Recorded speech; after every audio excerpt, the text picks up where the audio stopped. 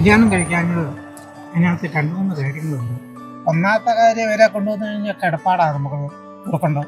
ഭക്ഷണം എങ്ങനെയും വയറ് മുറുക്കി ഭക്ഷണം നിർത്താം.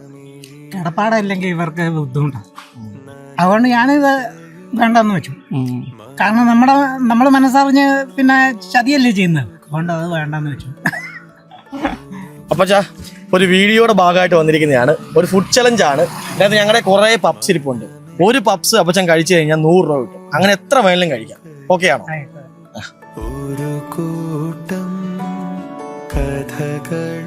രാവിലെ ഭക്ഷണം കഴിച്ചാണോ? രാവിലെ കഴിച്ചു, ഉച്ചക്കത്തെ ഭക്ഷണവും കഴിച്ചു. ചോറ് കഴിച്ചു.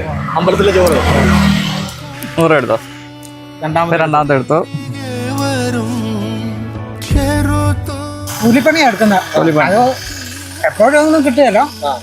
വല്ലപ്പോഴും ഇന്ന് വല്ലതും ഉണ്ടായിരുന്നോ? ഇല്ല, കുറച്ചായിട്ടില്ല. ഞാൻ രണ്ടാമത്തെ കഴിഞ്ഞു. 200 എടുത്തു. ഒരു 100 രൂപ എടുത്തു. അടുത്ത കഴിക്കുന്നോ? അടുത്ത കഴിക്കാം. ഒരു 100 രൂപയും കൂടെ എടുത്തു. മൂന്നാമത്തെ കഴിഞ്ഞു. 300 രൂപയായിട്ടുണ്ട്. വയറ് നിറഞ്ഞു. പിന്നെ ഇത് കാണുമ്പോ എങ്ങനെയാ കഴിക്കാതിരിക്കുന്നത്?